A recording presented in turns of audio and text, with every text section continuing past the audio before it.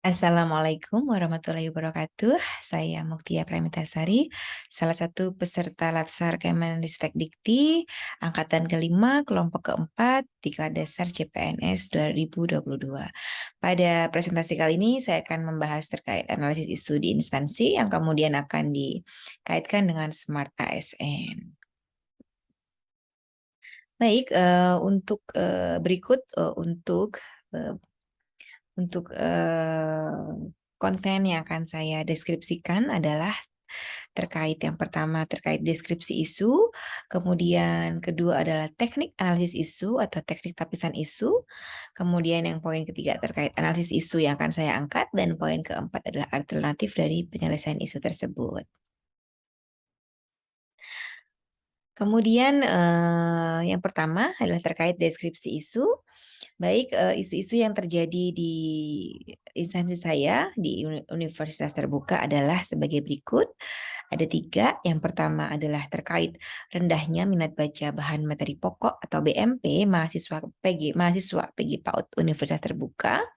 Kemudian kesibukan manajerial dosen Universitas Terbuka. Dan yang terakhir adalah terkait rendahnya kemampuan dosen Universitas Terbuka dalam menulis artikel. Baik, kemudian kita bahas terkait yang pertama, yaitu rendahnya minat baca bahan materi pokok atau BMP mahasiswa PG PAUD Universitas Terbuka.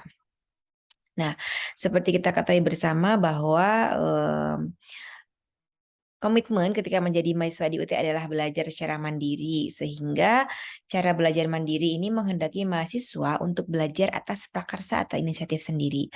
Belajar mandiri dapat dilakukan dengan sendiri ataupun berkelompok, baik dalam kelompok belajar maupun kelompok tutorial. Nah, kemudian UT sendiri juga menyediakan bahan ajar yang dibuat khusus untuk dapat dipelajari secara mandiri oleh para mahasiswa. Kemudian apabila mahasiswa mengalami kesulitan, maka dapat meminta informasi tentang bantuan belajar kepada unit program belajar jarak jauh. Nah, kemudian belajar mandiri dalam banyak hal ditentukan oleh kemampuan belajar secara efektif. Nah, kemampuan belajar ini tergantung pada kecepatan membaca dan kemampuan memahami isi bacaan. Namun, kendalanya adalah rendahnya minat daya baca mahasiswa UT, khususnya PG PAUD karena saya berada di prodi PAUD. Nah, kemudian kenapa sih hal tersebut terjadi? Karena memang ada beberapa faktor baik internal seperti rendahnya motivasi, kemudian rendahnya inisiatif membaca maupun faktor eksternal yaitu seperti kualitas modul yang kurang menarik dan interaktif. Gitu. Padahal seharusnya ketika sudah menjadi mahasiswa UT, motivasi untuk belajar mandiri terutama untuk membaca itu semakin kuat seperti itu. Nah, kemudian berikut berikut ada tabel terkait AGHT ya, ancaman terkait rendahnya minat baca ini, yaitu ancaman adalah berpotensi menghambat capaian belajar mahasiswa. Kemudian gangguannya adalah tampilan fisik BMP yang kurang menarik, kemudian karena kesibukan pekerjaan, karena memang kalau untuk PG PAUD ini kebanyakan adalah ibu-ibu yang sudah mengajar, kemudian sudah berkeluarga, sehingga banyak sekali gangguan ataupun ya, kendala-kendala seperti itu. Hambatannya adalah rendahnya motivasi belajar membaca dan belajar mandiri para mahasiswa. Kemudian tantangannya adalah apa? Yaitu inovasi modul digital interaktif. Apalagi di PAUD memang kita harus selalu interaktif seperti itu. Kemudian untuk isu yang kedua adalah terkait kesibukan manajerial dosen di Universitas Terbuka. Kemudian seperti kita ketahui bersama bahwa undang-undang yang mengatur tugas seorang dosen, salah satunya adalah Undang-Undang Nomor 14 Tahun 2005, di mana tugas dari dosen ada tiga, yaitu melaksanakan pendidikan pengajaran, penelitian dan pengabdian kepada masyarakat, kemudian meningkatkan dan mengembangkan kualifikasi akademik dan kompetensi secara berkelanjutan sejalan dengan perkembangan ilmu pengetahuan dan teknologi. Kemudian seorang dosen di instansi terbuka ini selain memiliki tugas tridharma, tapi dosen di universitas terbuka ini juga memiliki tugas yang tanggung jawab terkait manajerial. Nah, mungkin ini berbeda dengan dosen-dosen yang berada di universitas konvensional yang lain. Kalau di UT memang dosen-dosen ini setiap hari harus masuk kantor, kemudian harus mengerjakan tugas-tugas manajerial seperti mengurus registrasi mahasiswa, mengatur pembagian kelas mahasiswa, menyeleksi tutor, menyeleksi penulis naskah soal ujian, mereview soal ujian, mereview master tuton, dan masih banyak lagi. Kemudian fenomenanya adalah ketika sebagian besar dosen ini adalah apa ya, larut gitu ya, larut terhadap tugas manajerialnya, sehingga eh, banyak sekali dosen-dosen yang tertinggal gitu ya, tertinggal tugas kedosenannya. Nah, oleh karena itu sebetulnya harapannya adalah dapat memanage atau mengatur dengan balance seimbang antara kedua tugas tersebut, antara kedosenan juga manajerial. Namun memang pada kenyataannya saat ini banyak dosen di universitas terbuka yang masih masih kalah dengan tugas manajerialnya, sehingga untuk Tridharmanya sendiri masih kurang gitu ya, seperti itu. Kemudian di sini dapat kita analisis atau kita kelompokkan terkait ancamannya adalah terabaikannya tugas utama dosen sesuai dengan Tridharma perguruan tinggi. Kemudian beban kerja administrasi yang terlalu banyak, kemudian lagi terhambatnya pengembangan kompetensi, rekognisi, dan kenaikan pangkat dosen. Kemudian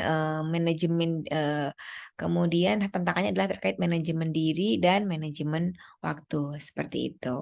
Kemudian isu yang ketiga adalah terkait rendahnya kemampuan menulis dosen universitas terbuka dalam menulis artikel. Nah, ini em, sebagaimana kita ketahui memang tadi dari Dharma Pendidikan adalah salah satunya terkait bagaimana kita bisa mengembangkan penelitian. Namun memang sebenarnya tidak hanya di UT, tapi sebagian besar dosen di Indonesia masih rendah kualitas kemampuan menulisnya. Hal ini dikarenakan karena apa ya? Dosen ini kurang memiliki kemampuan dalam menuangkan pikiran. Gagasan-gagasannya itu lebih banyak disampaikan melalui secara verbal gitu ya, melalui seminar atau diskusi yang sering tidak disertai dengan bahasa tulisan. Nah, kemudian terkait rendahnya kemampuan serta budaya menulis dosen di instansi universitas terbuka, ini terdapat beberapa faktor, yaitu tadi yang pertama karena tidak memiliki motivasi yang tinggi dalam menulis, kemudian tidak tahu bagaimana cara menulis karya ilmiah yang baik, kemudian eh, waktu yang mungkin sibuk ya, kesibukan sehingga tidak ada waktu untuk menulis. Nah, kemudian bisa kita kita bagi gitu ya terkait ancaman, gangguan, hambatannya dan tantangan adalah terkait rendahnya kemampuan menulis artikel ini adalah ancamannya yaitu kesulitan dalam kenaikan pangkat, dianggap tidak capable sebagai dosen, gitu ya, tidak dipercaya mahasiswa karena bagaimana bisa membimbing tugas akhir ketika dosen tersebut juga tidak bisa menulis gitu ya. Kemudian rekognisi yang rendah, IQ universitas mungkin menjadi kurang baik, mungkin dampak secara lebih luas ya. Kemudian gangguannya adalah mengganggu proses bimbingan tugas akhir mahasiswa, mengganggu proses kenaikan pangkat. Hambatannya adalah terkait kenaikan pangkat dan akreditasi kampus. Tantangannya adalah pelatihan-pelatihan tentang penulisan artikel dan juga mungkin ditambah lagi dengan motivasi-motivasi agar dosen-dosen ini lebih tertarik untuk melakukan penelitian seperti itu. Baik, kemudian selanjutnya terkait ketiga isu tersebut, kemudian saya melakukan teknik analisis isu dengan ini menggunakan teknik USG, yaitu urgency, seriousness, dan growth. Nah, kemudian aspek urgensi ini berkaitan dengan seberapa mendesak isu harus segera ditangani. Kemudian aspek seriusnya ini berkaitan dengan seberapa besar dampak isu tersebut jika tidak segera ditangani. Kemudian aspek growth-nya berkaitan dengan seberapa besar isu tersebut dapat berkembang jika tidak segera ditangani. Kemudian didapatkan poin bahwa terkait yang paling besar poinnya adalah terkait ini tiga isu yang saya angkat adalah terkait penggunaan BMP konvensional baik cetak maupun virtual, yaitu mendapatkan poin 9 yang artinya memang ini harus segera dicarikan solusi seperti itu. Kemudian saya menganalisis isu tersebut dengan fishbone yaitu alat fishbone, diagram fishbone. Kemudian pendekatan fishbone ini berupaya memahami persoalan terkait tadi BMP, kemudian dengan memetakan isu tersebut berdasarkan cabang-cabang yang terkait. Seperti bisa kita lihat secara dari latar belakang lingkungan gitu ya, penyebab dari kurangnya minat baca gitu ya terhadap BMP ini adalah terkait karena memang mahasiswa Indonesia ini kan bagian dari masyarakat Indonesia sehingga eh, apa ya, sehingga karena masyarakat Indonesia juga memiliki budaya membaca rendah sehingga otomatis karena mahasiswa ini bagian dari masyarakat Indonesia jadi kebanyakan mereka juga memiliki budaya baca yang rendah. Kemudian juga karena rendahnya literasi, selain budaya baca tapi literasi atau mungkin penangkapan pemahaman mereka terkait topik-topik tertentu yang mereka baca gitu ya, sudahlah mungkin budaya membaca rendah dan juga literasi rendah itu menjadi salah satu penyebabnya gitu ya. Kemudian dari sistem mungkin dari rendahnya kreativitas penulis modul karena mungkin untuk kalau mungkin penulis masih betul-betul monoton dalam menampilkan materi-materi mungkin jadi apa ya, efeknya adalah mungkin monoton, jenuh untuk ketika modul ini dibaca. Kemudian kurang telitinya ada per modul setiap kali modul ini ditulis ada reviewer tapi ya tadi ada beberapa yang mungkin sering kali reviewer-reviewer ini kurang teliti dalam apa ya mungkin mereview sehingga hasilnya juga kurang maksimal. Kemudian terkait skill tadi rendahnya keterampilan membaca ya sebelumnya setelah disebutkan bahwa memang budaya masyarakat Indonesia ini rendah sehingga pun keterampilan membacanya juga rendah. Kemudian rendahnya motivasi dari membaca dari mahasiswa ini. Karena tadi dengan berbagai macam kesibukan dan sebagainya seperti itu. Kemudian dari segi suppliernya ini atau dari segi universitas ya mungkin sebagai supplier dari BMP ini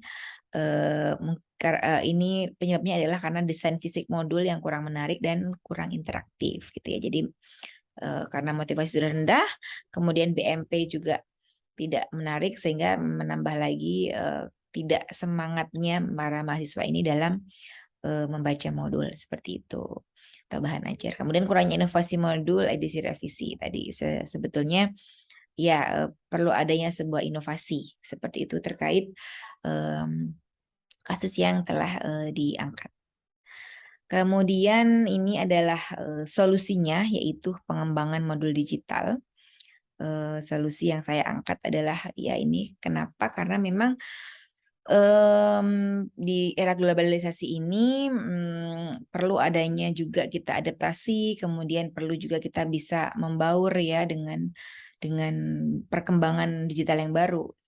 Nah, mungkin jika memang sebetulnya BMP ini ada yang cetak dan juga ada yang virtual, tapi memang tampilannya masih belum interaktif. Hanya bedanya ini yang cetak bisa dibawa-bawa, kemudian yang virtual ini kita cukup dengan membawa gadget saja, lebih baik ataupun PC ya. Tapi dengan pengembangan modul digital ini nanti ada inovasi-inovasi terbaru seperti lebih interaktif dan sebagainya sehingga mungkin dari segi warna, dari segi bahasa juga bisa lebih mudah dipahami, lebih asik untuk dibaca sehingga nanti lebih menarik lagi para mahasiswa ini untuk membaca bahan materi pokok seperti itu. Nah, kemudian jika dikaitkan dengan 4 pilar literasi digital, pengembangan modul ini apa ya eh, sangat penting gitu ya. Karena kenapa? Karena dilihat dari digital skill. Keterampilan digital ini kan berarti kemampuan untuk secara efektif mengevaluasi dan membuat informasi dengan menggunakan berbagai teknologi digital. Aktivitas penggunaan dan pengaksesan modul digital dalam rangka mendukung belajar mandiri merupakan salah satu keterampilan digital yang dimiliki para mahasiswa. Nah, dalam hal ini, modul digital UT secara tidak langsung memfasilitasi sekaligus menstimulasi para mahasiswa agar tidak hanya mengetahui, namun memahami, mahir, dan juga terampil dalam penggunaan piranti keras maupun lunak dari TIK ini dalam kehidupan sehari-hari. Otomatis ketika mereka berinteraksi dengan modul, mereka akan terbiasa, kemudian skill mereka terkait digital ini akan bertambah dan ini mendarah daging dalam kehidupan sehari-hari. Seperti itu. Kemudian dari segi digital culture, yaitu budaya digital ini merupakan hasil kreasi dan karya manusia yang berbasis teknologi internet. Nah, kemudian mengakses dan beraktivitas dengan modul digital mencerminkan budaya digital karena secara otomatis melalui aktivitas tersebut mahasiswa berinteraksi, berperilaku, berpikir dan berkomunikasi di dunia digital dalam kehidupan sehari-hari. Namun diharapkan tetap tidak melupakan atau meninggalkan kebudayaan-kebudayaan ketimuran gitu ya. Mahasiswa bagi PAUD UT ini justru diarahkan dan distimulasi agar mampu mengkolaborasikan dan juga mengangkat budaya lokal gitu ya melalui kolaborasi gitu ya melalui budaya budaya lokal dan juga budaya digital gitu ya. Nanti eh, ke depannya akan banyak sekali inovasi karena tadi tidak akan punah karena terjadinya kolaborasi dari budaya lokal dan digital tersebut melalui mungkin secara tidak langsung melalui modul digital ini. Kemudian dari digital ethics sendiri eh, dapat dipahami bahwa etika digital ini berarti adalah kemampuan individu dalam menyadari, menyesuaikan diri dan menerapkan etika digital atau netiquette dalam berselancar di dunia digital. Nah, aktivitas menggunakan modul digital ini secara tepat menggunakan sumber-sumber referensi dalam modul dengan bijak seperti mensitasi dengan tepat jika memang referensi atau mungkin informasi yang ada di modul tersebut digunakan untuk tugas ataupun paper mereka, mereka bisa mensitasi dengan tepat. Kemudian iya tadi sehingga ke depannya mereka bisa terhindar dari plagiasi gitu ya, yang merupakan apa ya plagiasi ini kan salah satu contoh yang tidak baik dari etika dalam dunia digital sehingga diharapkan eh, pun para tutor nanti ke depannya juga mengarahkan mahasiswa jadi menggunakan melalui modul digital ini mereka dapat menggunakannya dengan bijak dan tidak hanya sebatas untuk copy paste dan plagiasi seperti itu ya. Kemudian digital safety sendiri apa ya aktivitas mengamankan kegiatan digital salah satunya tercermin lewat penggunaan password hingga pemahaman mengenai OTP dan setelah cyber security lainnya. Ini sebetulnya adalah tidak langsung berkaitan dengan modul, namun em, pada intinya adalah mereka ketika melakukan apa ya aktivitas di dunia maya berbagai macam apa ya berbagai macam ya ancaman mungkin ada berbagai macam gangguan gitu ya atau mungkin etika-etika bagaimana harus berperilaku gitu ya ketika mungkin mengomentari modul dan sebagainya mungkin harus dengan cara yang baik gitu ya tidak dengan kata-kata yang mengujar kebencian dan sebagainya jadi mungkin dari modul digital ini mereka juga bisa lebih lebih lebih merubah pola pikir, pola bertutur kata sehingga nanti implementasinya mungkin di baik di sosmed ataupun dimanapun itu mereka dapat apa ya mereka dapat mengimplementasikan dengan baik. Jadi kemudian mereka tidak tadi tidak sembrono gitu ya mungkin percaya dengan mungkin misalnya disuruh menyebarkan atau mungkin disuruh memperlihatkan OTP dan mungkin password mereka tidak akan percaya seperti itu ya karena sudah tadi dari mulai dari digital skillnya, digital culture mereka sudah pandai gitu ya bagaimana membuat safe piranti-piranti mereka agar tidak terkena apa ya kejahatan di dunia digital ini seperti itu. Baik, seperti itu kurang lebihnya presentasi dari saya terkait analisis isu yang ada di instansi khususnya di UT, kemudian dikaitkan dengan digital literasi smart ASN seperti itu. Demikian kurang lebih dari saya. Mohon maaf jika ada kesalahan kata. Akhirul kalam, wassalamualaikum warahmatullahi wabarakatuh.